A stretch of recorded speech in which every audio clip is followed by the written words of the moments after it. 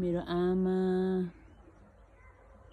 अनि म अहिले साँझ भएको छ। हामी बाहिर शीतलमा बसेको मेरो आमा र म।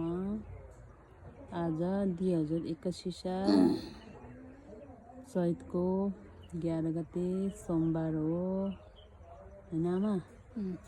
मकैहरू हिजो गोड्यो अनि आज मकैमा पानीहरू हालेर बाहिर आमा छोरी बसेको मेरो आमा। कान्छी छोरीको माया लाग्छ लाग्दैन?